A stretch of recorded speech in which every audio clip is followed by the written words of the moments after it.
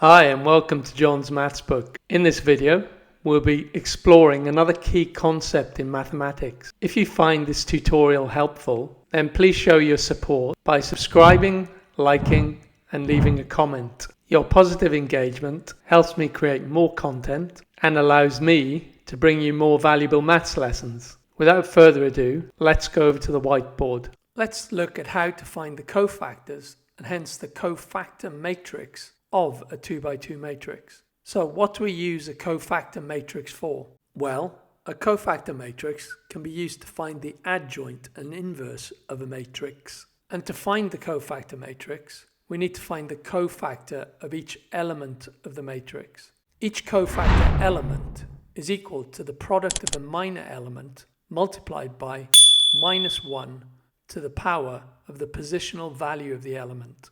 I know that's quite a lot to take in, so let's go through the process step by step and then look at an example.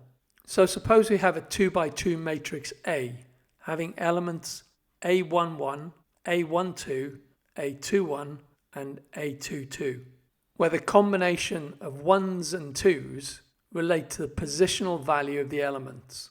In step 1, we need to find the minor elements of matrix A. To find these for a 2x2 matrix, we look at each element in turn, eliminate its row and column, and what's left is its minor element. We can then build a minor element matrix from these. So let's do this for matrix A. For element A11, we eliminate its row and column. What remains is element A22, and this is its minor element and is placed in position 1,1 of the minor element matrix. For element A12, we eliminate its row and column, and what's left is element A21. This is its minor element and is placed in position 1,2 of the minor element matrix. For element A21, we eliminate its row and column, and what's left is element A12, which is its minor element, and this is placed in position 2,1 of the minor element matrix. And last but not least, for element A22, we eliminate its row and column, and what's left is element A11, which is its minor element, and we place this in position 2,2 of the minor element matrix. The next step is to multiply each element of the minor element matrix by -1 raised to the power of its positional value. So beginning with element M11, its positional value is 1,1. So I is equal to 1 and j is equal to 1. And so we raise -1 to the power of I plus j, which is -1 raised to the power of 2, which equals 1. We then multiply element M11 by this result, which is equal to element M11, and this becomes our first element in our cofactor matrix and is placed in position 1,1. For element M12, its positional value is 1 and 2, so I is equal to 1 and j is equal to 2. So we raise -1 to the power of I plus j, which gives -1 to the power of 3, and then we multiply this result of -1 by M12 to give -M12. And this becomes our second cofactor value and is placed in position 1,2 of the cofactor matrix. And moving on to minor element 2,1, its positional value is 2 and 1, so I is equal to 2 and j is equal to 1.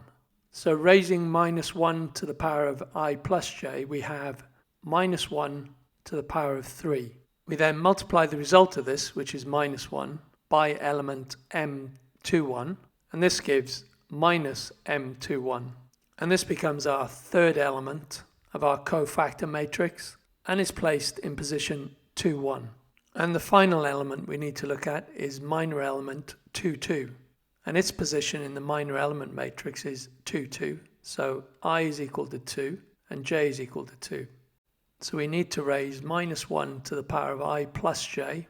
And so raising -1 to the power of 4 gives us a result of 1, which we multiply by element M22 to give M22. And this becomes the fourth and last element of our cofactor matrix and is placed in position 2, 2. Now let's look at applying this to a real example. So we have matrix A, which has elements 3, 6, 7, and 8. To begin, let's find the minor element associated with A11.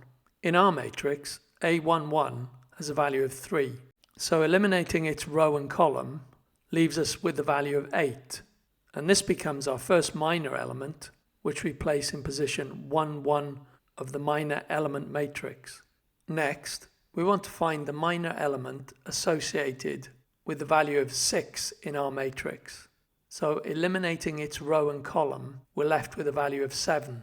This becomes our second minor element and is placed in position 1, 2.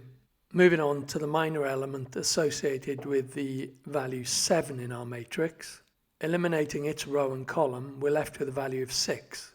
And this becomes our third minor element, which is placed in position 2, 1 of the minor element matrix. And for the last minor element, we need to find the minor element associated with the value 8 in our matrix.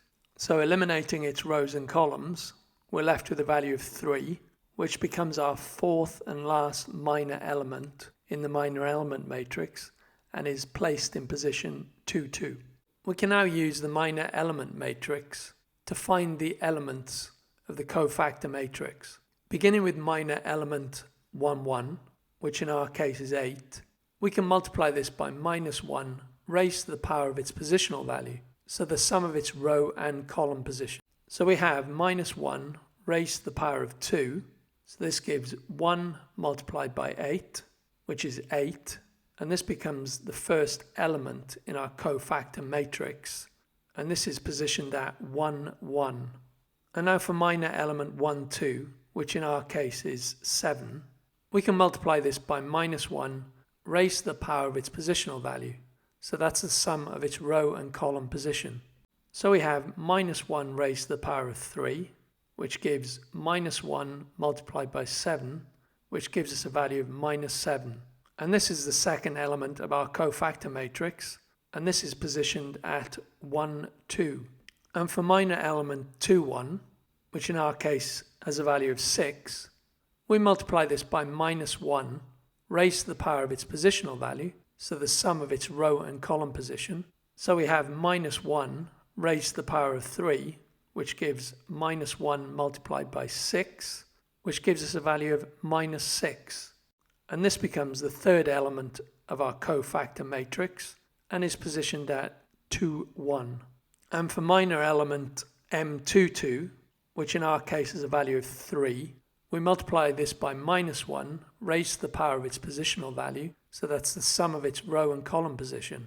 So we have -1 raised to the power of 4, which gives 1 multiplied by 3, which gives us a value of 3. And this is the final element of our cofactor matrix, and it's positioned at 2, 2. So we now have our cofactor matrix, which has elements 8, -7, -6, and 3.